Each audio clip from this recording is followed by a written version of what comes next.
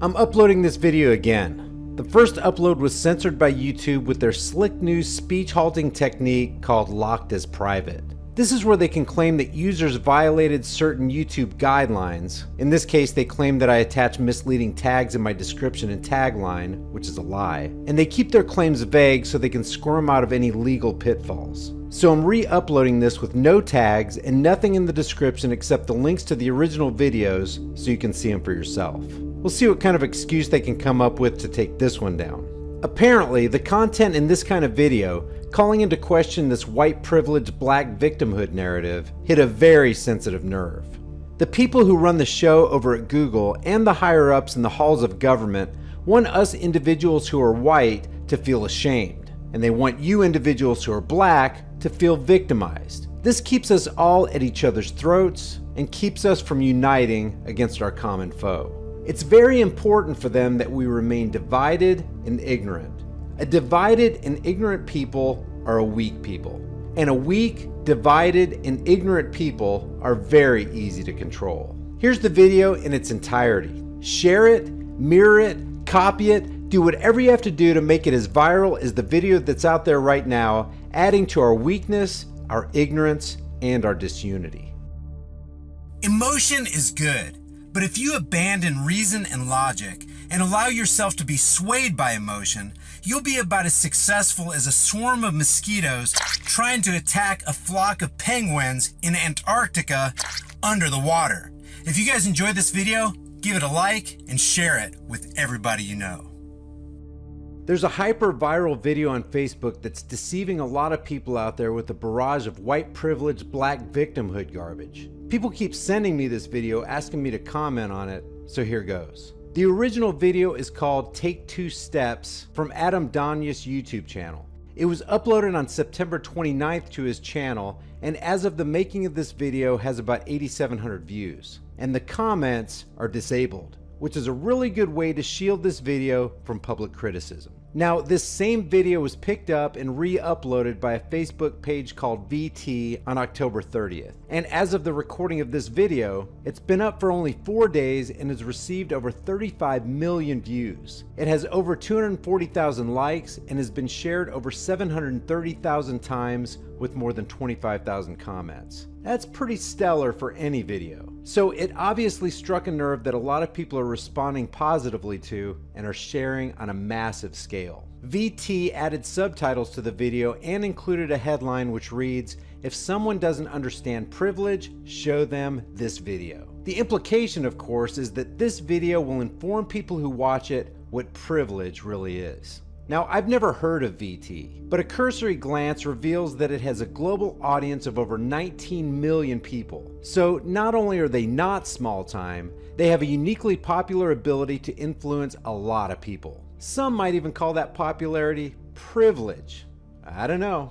And it's obvious from the views, likes, and shares that it's having a huge impact. I'll play snippets of the video so we can dissect it with logic and reason in a minute, but first, a quick summary. Apparently, this guy named Adam Donya's got a group of young college-age kids together in a field, had them line up like they're gonna race, held up a $100 Federal Reserve note, and before the race even began, had them take 2 steps forward if each of the 8 statements he gave them applied to them, leaving other kids standing at the starting line if the statements did not apply to them. Obviously, the more steps you take toward the finish line before the race begins, the greater your chance of being the one to win the race and grab the Ben Franklin fiat note of debt. If you want to see the videos for yourself in their entirety, I'll leave the links in the description. From the outset, I want to say that if the creator of this video aspires to be a casino owner, he stands a good chance of being very successful at it, because with this production, he couldn't have stacked the deck of personal bias any more in his favor. The only problem with this video is that from start to finish, it's filled with emotionally manipulative, one-sided, virtue signaling, false narrative promoting BS. So let's examine it.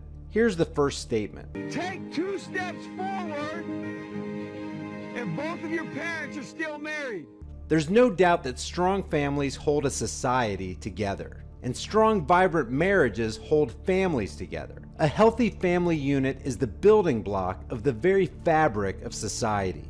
This cannot be overstated. But there are so many variables in a marriage and family dynamic that are unique to each family and to each individual within that family. For example, what if your mom and dad did nothing but fight all the time? What if they stayed married but were abusive to you as a child? What if those parents who stayed married lived a lifestyle that actually caused you to be less safe and less privileged than the guy that came from a broken single-parent home? What if that mom and dad were never home because they worked all the time, you never saw them, and they left you to your own devices day in and day out? Or what if your parents ran a meth lab or did things that placed you in constant danger of not only being hurt, but also in danger of being placed in a state-sponsored foster home where you'd be more likely to be abused or even killed? The kids in the field that fit these scenarios would be seen by this myopic statement as privileged. This is a logical fallacy. Take 2 steps forward if you grew up with a father figure in the home.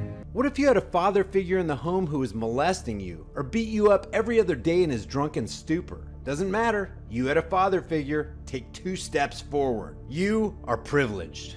Take 2 steps forward if you had access to a private education. What area are these people in? Where did he pull this sampling of kids? I don't know about you, but when I was growing up, there wasn't this large percentage of any kids where I lived that had access to private education.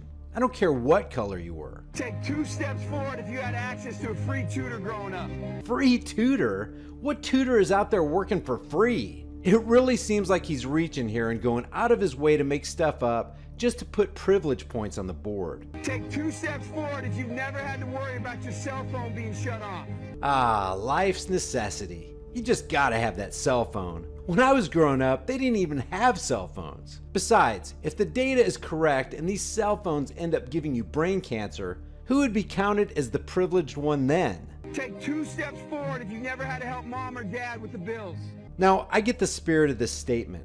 The implication and assumption is, if the kid is helping with the bills, the parents are too poor. But what about the kids whose parents are teaching their grown child personal responsibilities and the realities of life? That things aren't free, and in order to live, you have to work and use the money that you earned to help out.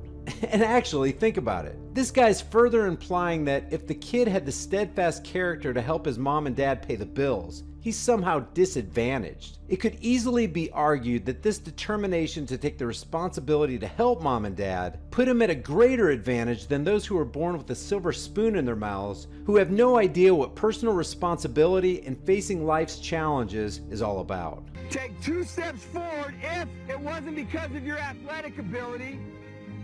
You don't have to pay for college. What the hell kind of statement is that? With this statement, he went out of his way to make this unfair. What if it was because of your athletic ability that you didn't have to pay for college? Can't say that though, because that would blow the entire biased narrative he's trying to promote. Let me ask you, if one person was born with a mother and father and a cell phone, but no athletic ability, and another person was born with only a mother, no cell phone, and an amazing athletic ability that would eventually earn him scholarships and multi-million-dollar contracts, which one was more privileged? His statement right here alone exposes this as total BS. And here's his last statement. Take 2 steps forward if you never wondered where your next meal was going to come from. After the take 2 steps forward statements, he says this. I want you guys up here in the front just to turn around and look. Every statement I've made has nothing to do with anything any of you have done. Has nothing to do with decisions you've made. Everything I've said has nothing to do with what you've done. We all know these people up here have a better opportunity to win this $100. Now keep in mind what he's saying here, because the thread line that weaves its way through the entire narrative is that winning at life equals having the opportunity and being in a position to make money. Does that mean these people back here can't race? No. We would be foolish to not realize we've been given more opportunity. He keeps saying we. Who is we? We would be foolish not to realize that we've been given more opportunity. We who? Is he attempting to speak for people other than himself? We don't want to recognize that we've been given a head start. There's that we again. In case you haven't noticed by now, his mindset is that of a collectivist. where one man illegitimately takes on the mantle of and speaks for a whole group of people who didn't ask him to speak on their behalf. But the reality is we have. There's we again. There's no excuse. They still got to run their race. They gotta run their race? They who? This guy has done a great job so far of segregating people, not uniting them. It's the whole us versus them trick. We versus they. You still got to run your race. But whoever wins this $100, There it is again. Winning the race of life for this guy, the way he's conveying it in this video, is about the opportunities people have or don't have to earn money in life, which he equates as winning or losing a race. I think it'd be extremely foolish of you not to utilize that and learn more about somebody else's story. So, Adam's judgment of you is that if you don't use the money you've earned to learn something about someone else's story, you are foolish. Because the reality is, if this was a fair race and everybody was back on that line, I guarantee you some of these black dudes would smoke all of you. What in the hell did he just do? He made this whole thing about race, and he did it in hypocrisy. Because if these black dudes, as he calls them, had the ability to smoke all of you, then by his own argumentation, that automatically makes the race unfair. But he calls such a race a fair race. In other words, he could have easily reversed things and said from the very beginning, take 2 steps forward if you have the ability to run a 4.340. Or take 2 steps forward if you could dunk a basketball at age 13. How about this one? Take 2 steps forward if you're deadly with a 3-point shot. Or take 2 steps forward if you're likely to win a free scholarship to a top university because of your athletic ability, instead of having to have your working class moms and dads work their asses off to send you to college. Why didn't he say, take 2 steps forward if you in any way benefited from government subsidies while all these privileged folks had mom and dads who footed the bill for your welfare? But of course, that would shatter the disingenuous narrative.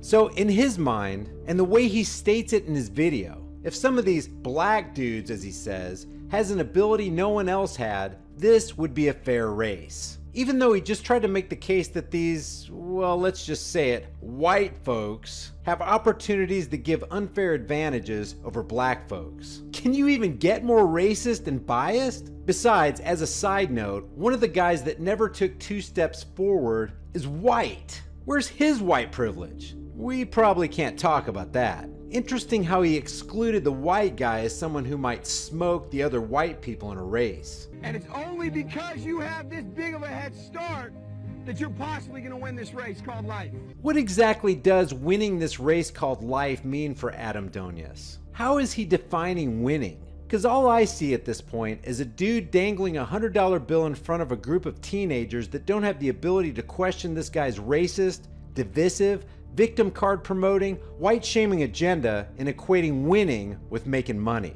And if that's the case, criminals who make a lot of money are absolutely winning in the race called life, according to Adam. That is a picture of life, ladies and gentlemen. This is not a picture of life, ladies and gentlemen. This is the perspective of a collectivist racist who cares more about the color of people's skin than the content of their character. A guy who's more interested in promoting a false narrative than proclaiming the truth. A guy who proves by his video that he's more interested in shaming one group of people while he's busy making victims of others. Where are all the kids in wheelchairs? The blind kids, the kids without limbs, or the cancer victims who are struggling to live? Where are all the NBA basketball players who own 5 mansions, have a collection of 25 luxury vehicles, and an obscene amount of gold hanging around their necks? Where are his statistics that the top 20 earning athletes, since he wants to boil this down to making money, are mostly black and Hispanic? He's trying to make people who are privileged from his perspective feel bad, and make the people who weren't as privileged, again from his skewed perspective,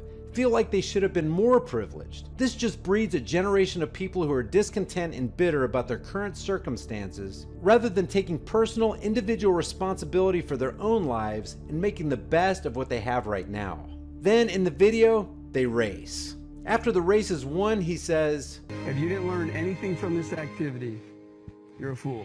I definitely learned something from this activity. I learned that you can deceive a lot of people with absolute falsehoods as long as you season it with enough emotional appeal and mind-numbing manipulation. The video ends with the scripture verse from 1 John 3:17 through 18, which says, "If anyone has this world's goods and sees his brother in need, yet closes his heart against him, how does the love of God abide in him? Little children, let us not love in word or talk, but in deed and in truth." And there's the coup de grace. The video starts talking about money, it's filled with a race toward riches, and he ends it talking about wealth using a scripture that talks about having this world's goods. So Adam's winning the race of life is most certainly about accumulating wealth. So much for content of character. To buy this video hook, line, and sinker, you have to turn your mind off, let go of logic and reason, let emotion carry you away, and let someone else do your thinking for you. If these kids are disadvantaged to no fault of their own, what's the message? White kids should fall back and make life fair for everybody else?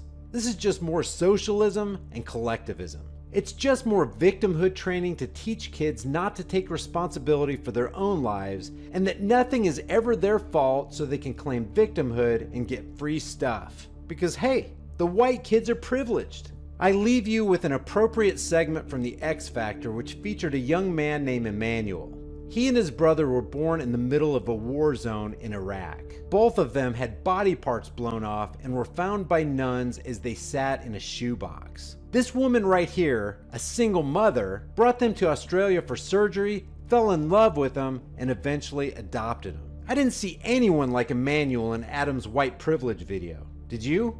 I wonder why that is. In my estimation, I don't think this white shaming / black victimization video could have been any more one-sided, racist, or shallow. What do you guys think? Leave your thoughts for the world and the Google Thought Police in the comments section below. If you enjoyed this video, give it a like and share it with others. If you're new to the channel, hit that subscribe and notification button and you'll be alerted when I upload new videos. Today's featured shirts are "Protecting and Serving the Crap Out of You," "Taxation is Legalized Theft," and "Critical Thinking in Progress. Please stand by." Your $5 off promo code is in a link in the description for you for every shirt in the store. And don't forget to leave your thoughts for the world and the Google Thought Police in the comments section below. I'll see you guys in the next video. Yesterday's trash queens, save the blessings for the fire.